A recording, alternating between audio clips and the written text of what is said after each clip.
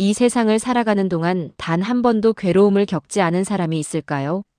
아침에 눈을 뜨면 마음 한편이 무겁고 하루를 시작하는 것조차 힘겨운 날들이 있습니다. 자식 걱정에 잠 못 이루는 밤이 있고 건강을 잃어 고통스러운 시간들이 있습니다. 평생 모은 것을 잃고 절망하는 순간이 있고 사랑하는 사람과의 이별로 가슴이 무너지는 경험을 합니다. 그런 경험, 불자님들도 있지 않으십니까? 때로는 이 괴로움이 언제 끝날지 알 수 없어 더욱 힘들기도 합니다. 왜 나만 이런 고통을 겪어야 하는가 원망스러운 마음이 들기도 합니다. 아무리 노력해도 상황은 나아지지 않고 기도해도 응답이 없는 것 같아 절망하기도 합니다. 밤마다 눈물로 베개를 적시고 아침이 오는 것이 두렵기도 합니다. 이렇게 사는 것이 무슨 의미가 있을까 하는 허무함에 빠지기도 합니다. 하지만 부처님께서는 2500년 전에 이미 이 모든 것을 아시고 계셨습니다. 부처님 역시 왕궁에서 나와 생로병사의 괴로움을 직접 목격하셨습니다. 늙은 사람을 보고 병든 사람을 보고 죽은 사람을 보며 깊은 고뇌에 빠지셨습니다. 그리고 6년간의 고행 끝에 보리수 아래에서 마침내 깨달음을 얻으셨습니다. 그 깨달음은 단순히 자신만을 위한 것이 아니었습니다. 모든 중생이 괴로움에서 벗어나도록 하기 위한 것이었습니다. 그래서 부처님께서는 45년 동안 쉬지 않고 가르침을 펼치셨습니다. 그 가르침 속에는 우리가 괴로움에서 벗어나는 구체적인 방법이 담겨 있습니다. 오늘은 인생이 괴로울 때 부처님께서 주신 4가지 가르침에 대해 말씀드리고자 합니다. 이 4가지 가르침은 단순히 위로의 말씀이 아닙니다. 실제로 우리 삶에 적용하여 고통에서 벗어날 수 있는 구체적인 방법입니다. 수많은 선사들이 이 가르침을 통해 깨달음을 얻었고 수많은 불자들이 이 가르침으로 평안을 찾았습니다. 이 시간 함께 하시면서 부처님의 지혜를 마음 깊이 새기시기 바랍니다. 그리하여 지금 겪고 계신 괴로움에서 벗어나는 길을 찾으시길 기원합니다. 첫 번째로 말씀드릴 가르침은 괴로움의 본질을 올바르게 이해하는 것입니다. 많은 분들이 괴로움을 피해야 할 대상으로만 생각합니다. 괴로움이 닥치면 그것을 부정하거나 회피하려고만 합니다. 술을 마시거나 오락에 빠지거나 바쁘게 일하면서 괴로움을 잊으려 합니다. 하지만 이렇게 회피한 괴로움은 사라지지 않습니다. 오히려 더 깊은 곳에 쌓여서 어느 날 더 큰 고통으로 돌아옵니다. 부처님께서는 전혀 다른 관점을 제시하셨습니다. 법구경에서 부처님께서는 이렇게 말씀하셨습니다. 모든 행은 괴로움이니 지혜로 이를 관찰할 때 괴로움에서 싫어하는 마음이 생기나니 이것이 청정에 이르는 길이니라. 이 말씀의 의미가 무엇이겠습니까? 괴로움은 우리 삶의 일부이며 존재 자체가 가진 특성이라는 것입니다. 이것을 불교에서는 일체계고라고 합니다. 태어남도 괴롭고 늙음도 괴롭고 병듦도 괴롭고 죽음도 괴롭습니다. 사랑하는 사람과 헤어지는 것도 괴롭고 미워하는 사람을 만나는 것도 괴롭습니다. 원하는 것을 얻지 못하는 것도 괴롭고 집착하는 오온이 모두 괴로움입니다. 이것이 부처님께서 가장 먼저 설하신 사성제의 첫 번째 고제입니다. 어떤 분들은 이렇게 생각하실 수도 있습니다. 그렇다면 인생은 절망적인 것이 아닌가? 모든 것이 괴롭다면 살아갈 희망이 어디에 있는가? 하지만 부처님의 가르침은 절망이 아니라 희망을 주는 것입니다. 괴로움의 본질을 이해하는 순간 우리는 비로소 그것으로부터 자유로워질 수 있기 때문입니다. 병을 치료하려면 먼저 정확한 진단이 필요하듯 괴로움에서 벗어나려면 먼저 괴로움이 무엇인지 정확히 알아야 합니다. 부처님께서 성도하시기 전 보리수 아래에서 하신 말씀을 기억하십니까? 무명에서 행이 생기고 행에서 식이 생기고 식에서 명색이 생기나니 이것이 있으므로 저것이 있고 이것이 생김으로 저것이 생긴다는 연기의 법칙을 깨달으셨습니다. 이 12연기의 가르침은 괴로움이 우연히 생기는 것이 아니라 원인과 조건에 따라 생긴다는 것을 보여줍니다. 원인이 있으면 결과가 있고 원인을 제거하면 결과도 사라집니다. 이 말씀은 괴로움이 어디서 오는지 정확히 알면 그 원인을 제거할 수 있다는 뜻입니다. 그렇다면 괴로움의 원인은 무엇입니까? 외부의 상황이 괴로움의 원인입니까? 아닙니다. 외부 상황은 단지 조건일 뿐입니다. 진짜 원인은 그 상황에 대한 우리의 반응, 우리의 집착, 우리의 무명입니다. 같은 상황을 겪어도 어떤 사람은 괴로워하고 어떤 사람은 괴로워하지 않습니다. 왜 그렇습니까? 그 상황을 바라보는 마음이 다르기 때문입니다. 현실에서 이것을 어떻게 적용할 수 있을까요? 여러분이 지금 겪고 있는 괴로움이 무엇입니까? 그것이 자식 문제입니까? 건강 문제입니까? 경제적 어려움입니까? 잠시 그 괴로움을 회피하지 말고 정면으로 바라보십시오. 눈을 감고 조용히 앉아서 그 괴로움을 느껴보십시오. 왜 이것이 나를 괴롭게 하는가? 이 괴로움의 근본 원인은 무엇인가? 정말로 상황 자체가 괴로운 것인가? 아니면 내가 그 상황을 괴롭게 만드는 것인가? 깊이 들어가 보십시오. 자식이 대학에 떨어졌다고 가정해 봅시다. 무엇이 괴롭습니까? 자식이 떨어진 것 자체가 괴롭습니까? 아니면 남들이 뭐라고 할까 걱정되어 괴롭습니까? 아니면 자식의 미래가 불안해서 괴롭습니까? 아니면 내 기대가 무너져서 괴롭습니까? 이렇게 깊이 들어가 보면 괴로움의 실체를 발견하게 됩니다. 대부분의 괴로움은 실제 상황 자체보다 그것에 대한 우리의 집착과 망상에서 비롯됩니다. 자식이 내 뜻대로 되지 않아 괴로운 것은 자식에 대한 집착 때문입니다. 돈을 잃어서 괴로운 것은 돈에 대한 집착 때문입니다. 건강을 잃어서 괴로운 것은 건강한 몸에 대한 집착 때문입니다. 명예를 잃어서 괴로운 것은 명예에 대한 집착 때문입니다. 부처님께서는 이것을 간파하셨습니다. 그래서 중화함경에서 이렇게 말씀하셨습니다. 어리석은 범부는 괴로운 느낌을 받으면 근심하고 슬퍼하며 가슴을 치고 통곡하여 어찌할 바를 모르나니 이는 두 개의 화살을 맞는 것과 같으니라. 무슨 뜻입니까? 첫 번째 화살은 실제 상황입니다. 자식이 대학에 떨어진 것, 돈을 잃은 것, 병이 생긴 것입니다. 이것은 어쩔 수 없는 현실입니다. 하지만 두 번째 화살은 우리가 스스로 쏘는 것입니다. 그 상황에 대해 근심하고 걱정하고 원망하고 절망하는 것입니다. 첫 번째 화살의 고통은 일시적이지만 두 번째 화살의 고통은 계속됩니다. 그리고 두 번째 화살의 고통이 훨씬 더 큽니다. 부처님께서는 두 번째 화살을 맞지 말라고 하셨습니다. 첫 번째 화살은 어쩔 수 없지만 두 번째 화살은 우리가 선택할 수 있습니다. 이렇게 괴로움의 본질을 정확히 이해하면 그것에서 벗어나는 길이 보이기 시작합니다. 그렇다면 구체적으로 어떻게 수행할 수 있을까요? 매일 아침 일어나서 10분에서 20분 정도 조용히 앉아 호흡을 관찰하며 자신의 마음을 들여다보는 시간을 가져보십시오. 이것을 좌선이라고 합니다. 편안하게 앉아서 등을 곧게 펴고 눈을 반쯤 감으십시오. 그리고 자신의 호흡을 관찰하십시오. 들숨과 날숨을 있는 그대로 지켜보십시오. 호흡을 조절하려 하지 말고 그냥 관찰만 하십시오. 호흡을 관찰하다 보면 여러 생각들이 떠오를 것입니다.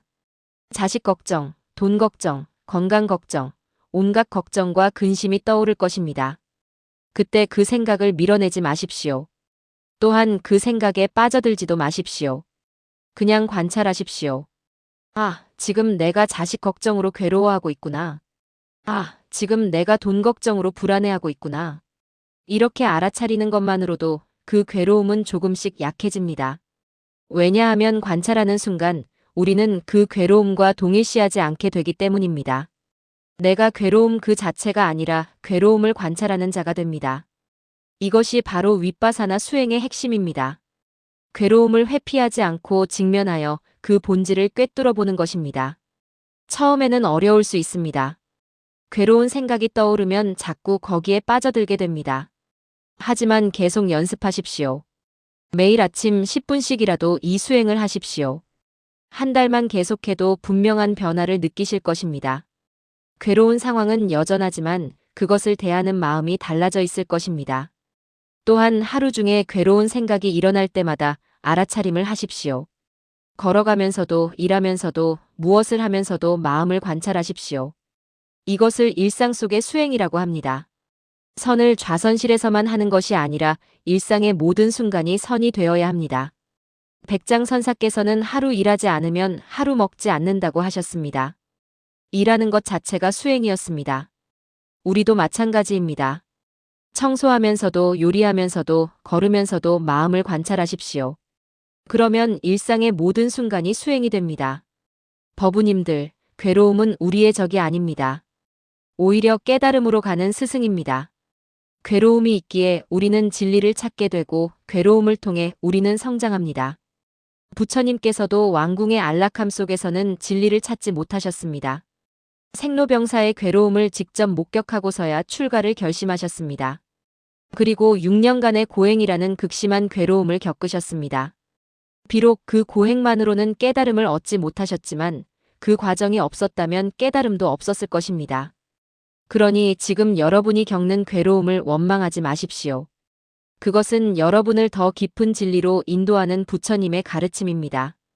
다만 괴로움에 빠져 허우적대지 말고 그 괴로움의 본질을 꿰뚫어 보십시오. 그러면 괴로움은 더 이상 괴로움이 아니게 됩니다. 두 번째로 말씀드릴 가르침은 집착을 내려놓는 것입니다. 앞서 말씀드린 대로 괴로움의 근본 원인은 집착입니다. 부처님께서는 사성제의 두 번째 집제에서 이를 명확히 밝히셨습니다. 가래가 괴로움의 원인이니 존재를 향한 가래, 쾌락을 향한 가래, 무존재를 향한 가래가 그것이다. 가래란 무엇입니까? 끊임없이 무언가를 원하고 집착하는 마음입니다. 더 많이 가지려는 욕심, 영원히 지니려는 집착입니다. 좋은 것은 영원히 가지고 싶고 나쁜 것은 영원히 피하고 싶은 마음입니다. 중화함경에는 이런 말씀이 있습니다. 집착이 있으면 괴로움이 있고 집착이 없으면 괴로움도 없느니라. 얼마나 단순 명료한 가르침입니까? 그런데 이 집착을 내려놓는 것이 말처럼 쉽지 않습니다. 우리는 평생 무언가에 집착하며 살아왔기 때문입니다. 태어날 때부터 어머니에게 집착하고 자라면서 장난감에 집착하고 청년이 되면 사랑에 집착하고 중년이 되면 자식과 재산에 집착하고 노년이 되면 건강과 생명에 집착합니다. 평생이 집착의 연속입니다. 자식에 대한 집착, 재물에 대한 집착, 명예에 대한 집착, 심지어 건강에 대한 집착까지. 이 모든 집착이 우리를 괴롭게 합니다. 자식이 내 뜻대로 되지 않으면 괴롭고, 재산이 줄어들면 괴롭고, 명예가 실추되면 괴롭고, 건강이 나빠지면 괴롭습니다. 왜 괴롭습니까? 그것들에 집착하기 때문입니다. 집착하지 않으면 괴롭지 않습니다. 조주선사의 유명한 일화가 있습니다. 한 스님이 조주선사에게 물었습니다. 어떻게 하면 번뇌에서 벗어날 수 있습니까? 조주선사께서 답하셨습니다. 누가 너를 얽매는가? 이 한마디에 그 스님은 크게 깨달았다고 합니다. 조주선사의 말씀이 무슨 뜻이겠습니까? 우리를 얽매는 것은 다른 누구도 아닌 우리 자신의 집착이라는 것입니다. 외부의 상황이 우리를 괴롭게 하는 것이 아닙니다. 그 상황에 대한 우리의 집착이 우리를 괴롭게 합니다. 자식이 실패해서 괴로운 것이 아니라 자식이 성공해야 한다는 집착이 괴롭게 합니다. 돈이 없어서 괴로운 것이 아니라 돈이 많아야 한다는 집착이 괴롭게 합니다. 늙어서 괴로운 것이 아니라 젊어야 한다는 집착이 괴롭게 합니다. 병들어서 괴로운 것이 아니라 건강해야 한다는 집착이 괴롭게 합니다. 이 모든 것이 집착입니다. 그렇다면 어떻게 집착을 내려놓을 수 있을까요? 금강경에 나오는 부처님의 말씀을 새겨 들으십시오. 마땅히 머무는 바 없이 그 마음을 낼지니라. 이것이 무슨 뜻입니까? 어떤 것에도 집착하지 않는 마음을 내라는 것입니다. 머무는 바가 없다는 것은 집착하지 않는다는 뜻입니다. 하지만 이것을 오해하면 안 됩니다. 집착 없이 살라는 것이 아무것도 하지 말라는 뜻은 아닙니다. 냉담하게 살라는 뜻도 아닙니다. 오히려 그 반대입니다. 자식을 사랑하되 집착하지 않고 일을 하되 결과에 집착하지 않고 건강을 돌보되 집착하지 않는 것입니다. 최선을 다하되 결과는 인연에 맡기는 것입니다. 사실 집착이 없을 때 더 순수한 사랑을 할 수 있습니다. 집착이 섞인 사랑은 소유욕이고 통제욕입니다. 진정한 사랑은 집착이 없는 사랑입니다. 상대를 있는 그대로 받아들이고 상대의 행복을 진심으로 바라는 것입니다. 실제로 이것을 어떻게 실천할 수 있을까요? 먼저 여러분이 지금 집착하고 있는 것이 무엇인지 알아차리십시오. 하루에 한 번씩, 특히 저녁에 잠들기 전에 자신에게 물어보십시오. 나는 오늘 무엇에 집착했는가? 자식의 성공에 집착했는가? 재산의 증식에 집착했는가? 타인의 인정에 집착했는가? 건강과 젊음에 집착했는가? 과거의 영광에 집착했는가? 미래의 불안에 집착했는가? 이렇게 하나하나 살펴보십시오. 집착을 발견했다고 자책할 필요는 없습니다. 집착은 우리 본성이니까요. 다만 알아차리는 것이 중요합니다. 알아차림 자체가 이미 변화의 시작입니다. 그것을 알아차렸다면 그 집착을 조금씩 내려놓는 연습을 하십시오. 자식에게 기대하던 것을 하나씩 내려놓으십시오. 자식은 부모의 소유물이 아닙니다. 각자의 업을 가지고 이 세상에 온 독립된 존재입니다. 자식이 의사가 되기를 바랐다면 그 기대를 내려놓으십시오. 자식이 결혼하기를 바랐다면 그 기대를 내려놓으십시오. 자식이 효도하기를 바랐다면 그 기대마저 내려놓으십시오. 그렇다고 자식을 사랑하지 말라는 것이 아닙니다. 오히려 더 깊이 사랑하라는 것입니다. 조건 없는 사랑, 집착 없는 사랑으로 사랑하라는 것입니다. 재산에 대한 집착을 내려놓으십시오. 재산은 인연 따라 모였다가 인연 따라 흩어지는 것입니다. 아무리 많이 모아도 죽을 때 가져갈 수 없습니다. 그렇다고 재산을 모으지 말라는 것이 아닙니다. 성실하게 일하고 정당하게 돈을 버십시오. 하지만 그것에 집착하지 마십시오. 재산이 늘어나도 교만하지 말고 재산이 줄어들어도 절망하지 마십시오. 재산은 중생을 위해 쓰라고 주신 것입니다. 비워둔 만큼 채워지는 것이 우주의 법칙입니다. 모시를 하십시오. 어려운 이웃을 돕고 사찰에 시주하고 좋은 일에 재산을 쓰십시오. 그러면 재산에 대한 집착이 자연스럽게 줄어듭니다. 건강에 대한 집착도 내려놓으십시오. 이 몸은 사대로 이루어진 것이니 언젠가는 무너질 것입니다. 지나치게 집착하면 오히려 병이 됩니다. 건강 염려증이라는 병도 있지 않습니까? 물론 건강을 돌보는 것은 중요합니다. 이 몸은 수행의 도구이니까요. 하지만 집착하지는 마십시오. 아프면 아픈 대로 받아들이고 늙으면 늙은 대로 받아들이십시오. 병도 부처님의 가르침이고 늙음도 부처님의 가르침입니다. 명예에 대한 집착도 내려놓으십시오. 남들이 나를 어떻게 생각하는가에 집착하면 평생 남의 눈치만 보며 살게 됩니다. 칭찬을 들으면 우쭐해지고 비난을 들으면 괴로워합니다. 이것이 무슨 자유입니까? 남들의 평가는 그들의 업입니다. 내가 할 일은 최선을 다하는 것뿐입니다.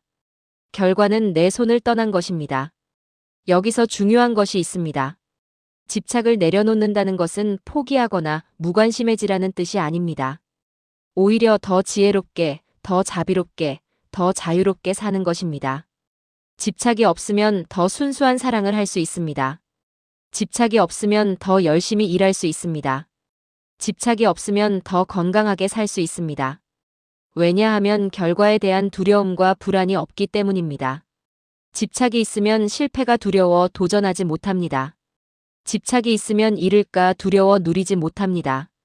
집착이 있으면 변화가 두려워 성장하지 못합니다. 하지만 집착을 내려놓으면 자유로워집니다. 실패해도 괜찮고 잃어도 괜찮고 변해도 괜찮습니다.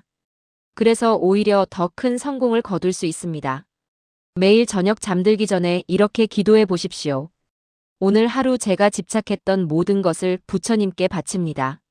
내일은 조금 더 자유로운 마음으로 살게 해주십시오.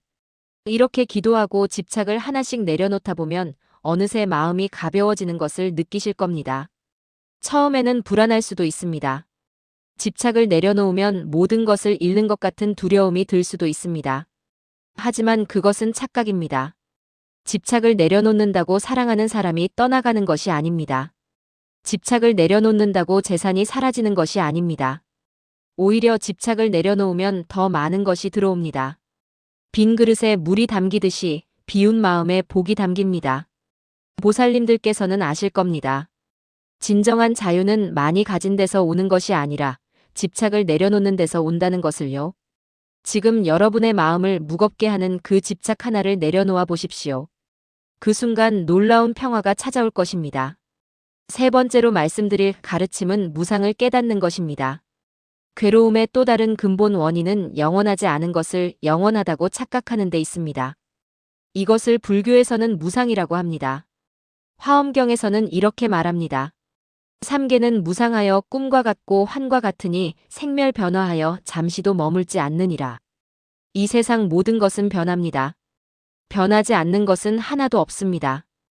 우리 몸도 변하고 마음도 변하고 관계도 변하고 재산도 변합니다. 젊음도 가고 건강도 가고 부귀영화도 가고 사랑하는 사람도 갑니다. 이것이 이 세계의 진실입니다.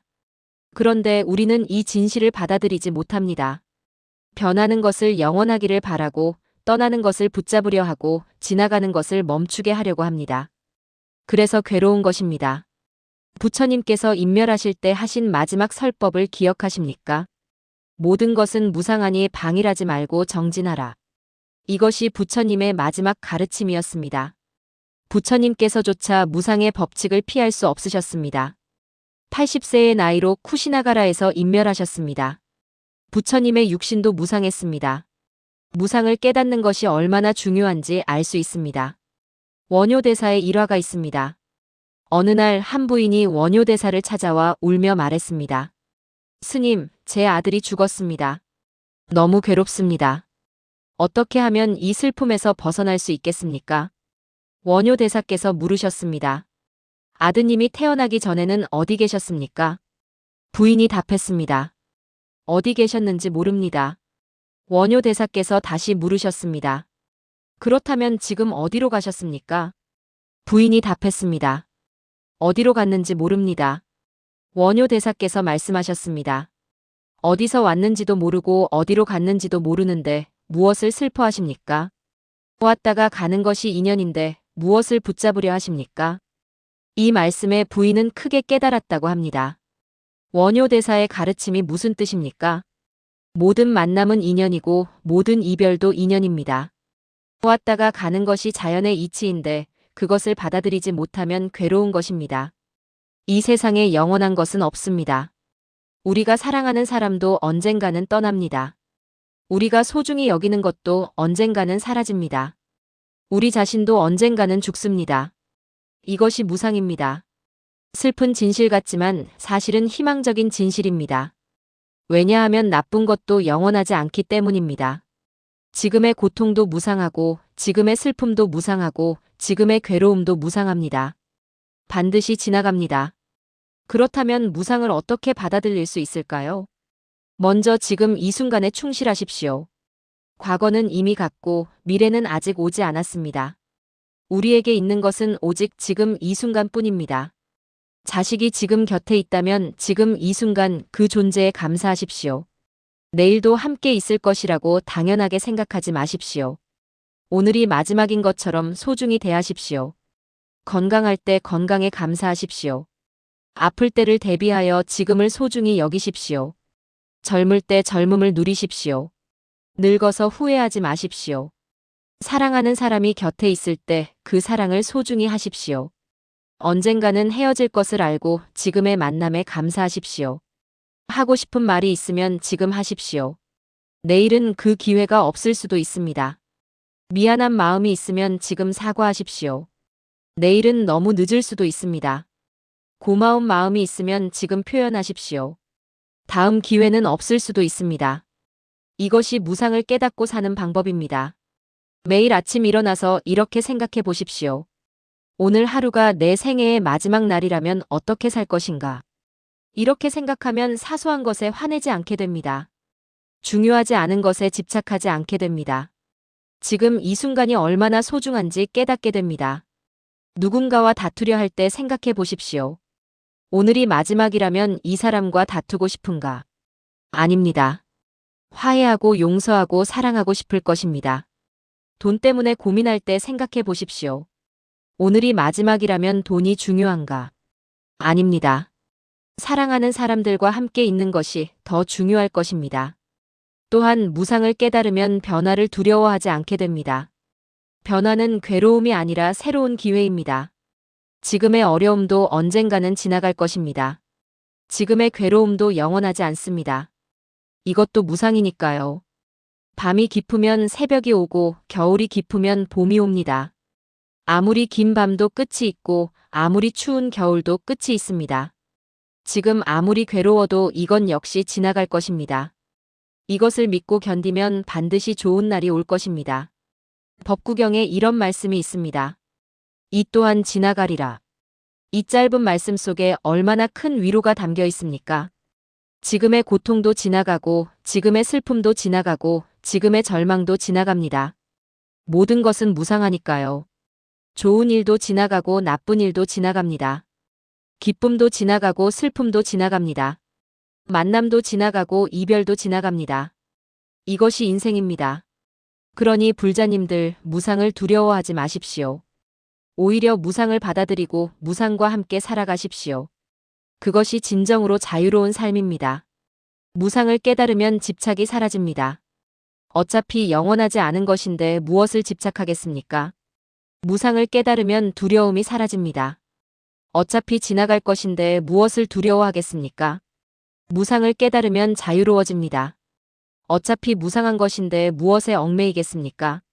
오늘 저녁 조용히 앉아서 무상에 대해 명상해 보십시오. 내 몸의 무상함, 내 마음의 무상함, 내 주변 모든 것의 무상함을 깊이 관찰하십시오. 이 몸은 언젠가 흙으로 돌아갑니다. 이 마음도 생각이 생겼다 사라지기를 반복합니다. 내 주변의 모든 것도 끊임없이 변하고 있습니다. 처음에는 슬프고 허무할 수도 있습니다. 하지만 깊이 들어가면 놀라운 평화와 자유를 경험하게 될 것입니다. 무상을 깨닫는 것, 그것이 바로 지혜의 시작입니다. 네 번째로 말씀드릴 가르침은 자비를 실천하는 것입니다. 여기까지 듣고 어떤 분은 이렇게 생각하실 수도 있습니다. 괴로움을 바라보고 집착을 내려놓고 무상을 깨닫는 것까지는 알겠는데 그것만으로는 부족한 것 같다고요. 맞습니다. 여기에 마지막 한 가지가 더 필요합니다. 그것이 바로 자비입니다. 부처님께서는 자비 없는 깨달음은 완전한 깨달음이 아니라고 하셨습니다. 법화경에서 부처님께서는 이렇게 말씀하셨습니다. 나는 대비를 일으켜 일체 중생을 제도하고자 하노니 이것이 부처의 본원이니라.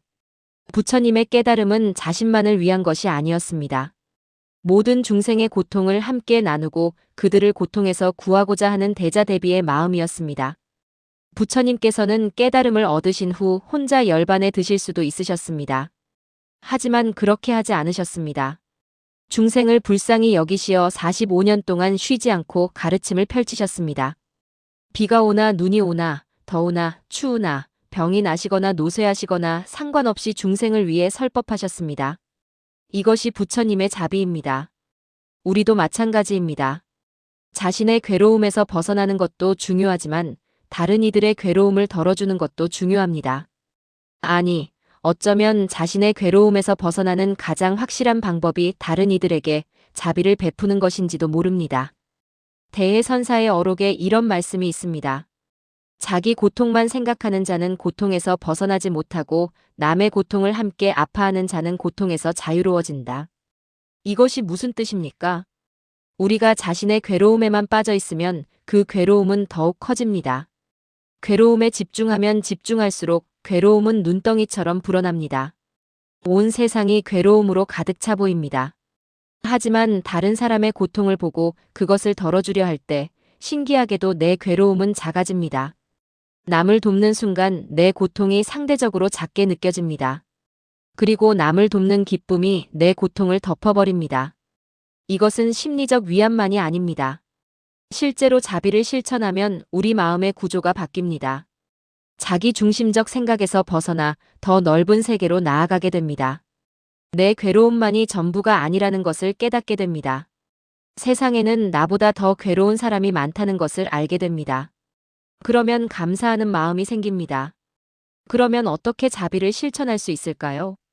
거창한 것이 필요한 것은 아닙니다. 작은 것부터 시작하면 됩니다. 먼저 자신에게 자비를 베푸십시오. 많은 분들이 자신에게 너무 가혹합니다. 실수하면 자책하고 부족하면 자신을 미워합니다. 자신을 용서하지 못하고 자신을 비난합니다.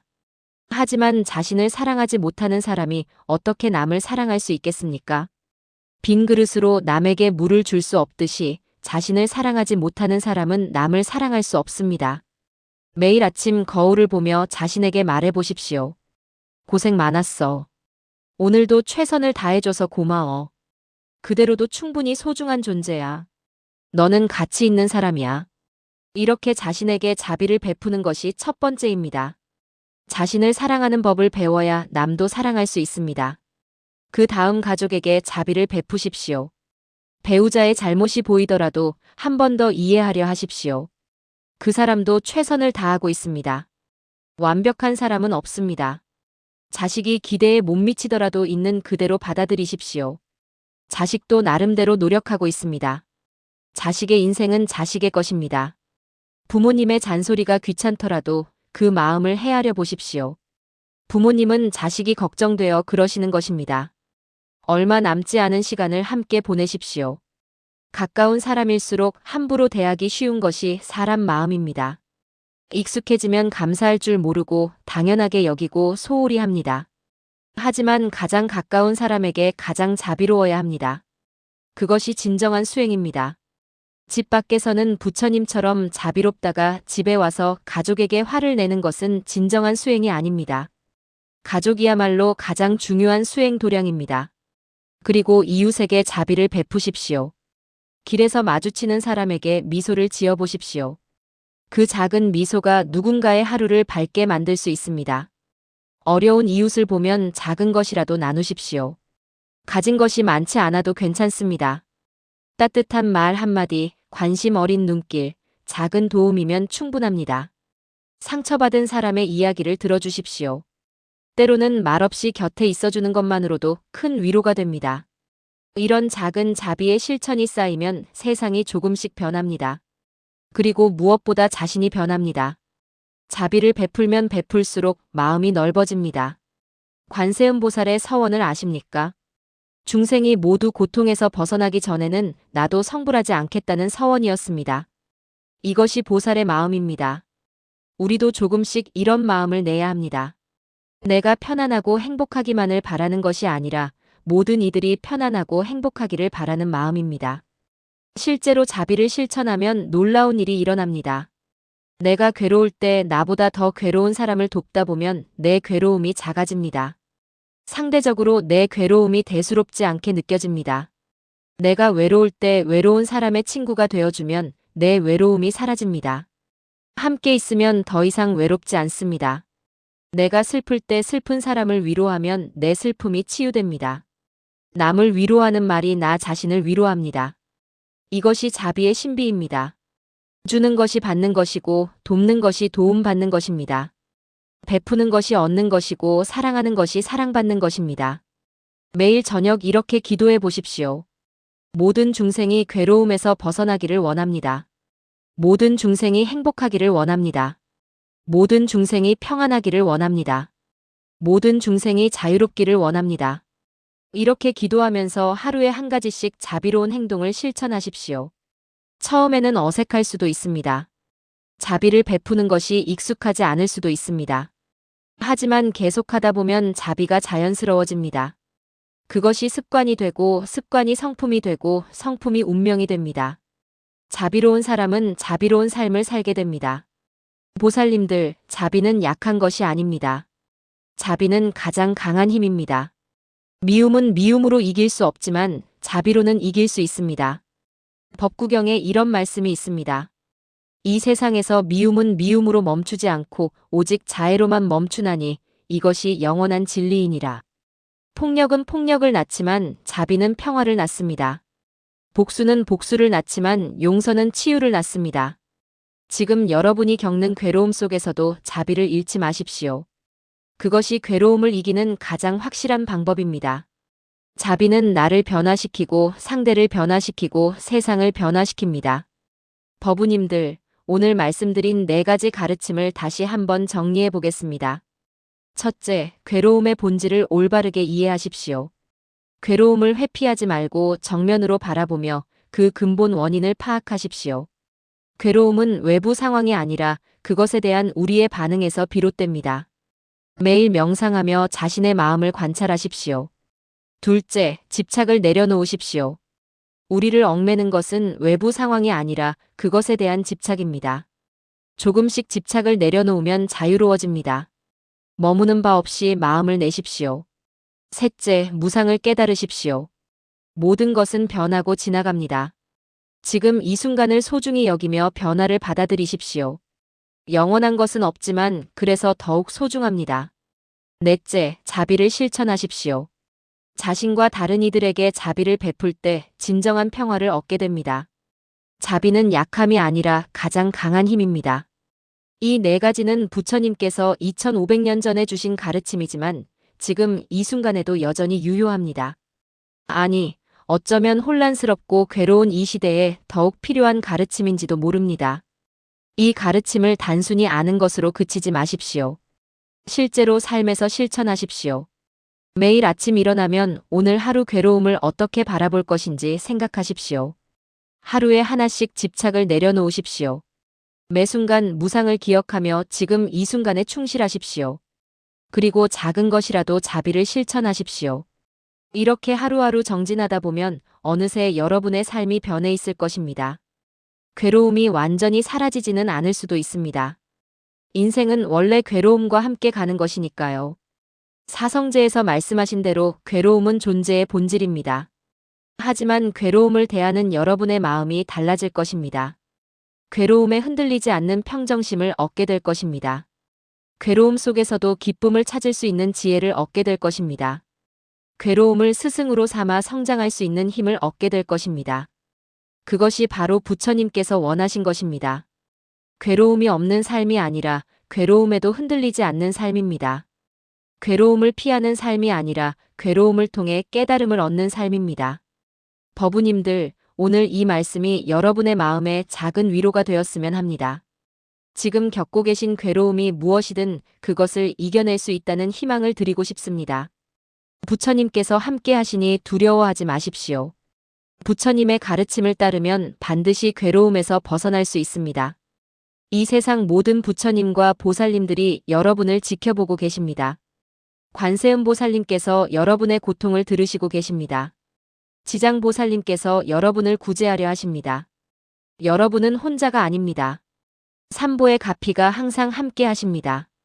이 말씀이 도움이 되셨다면 좋아요를 눌러주시고 댓글로 여러분의 생각을 나눠주십시오. 여러분의 경험과 깨달음이 다른 분들에게도 큰 도움이 될 것입니다. 어떤 가르침이 가장 마음에 와 닿았는지, 어떤 부분을 실천해 보고 싶으신지 나눠주십시오. 그리고 구독하기를 눌러주시면 앞으로도 부처님의 지혜를 계속 함께 나눌 수 있습니다.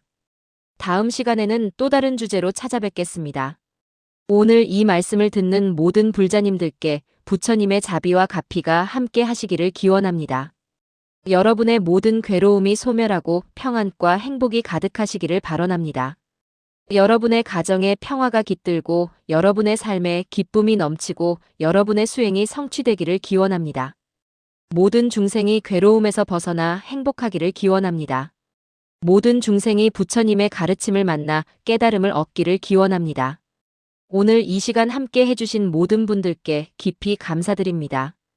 여러분의 시간과 관심에 감사드리며 이 가르침이 여러분의 삶에 작은 변화라도 가져오기를 간절히 바랍니다. 그럼 다음 시간에 또 좋은 말씀으로 찾아뵙겠습니다. 건강하시고 평안하십시오. 나무석가모니불, 나무아미타불, 나무관세음보살.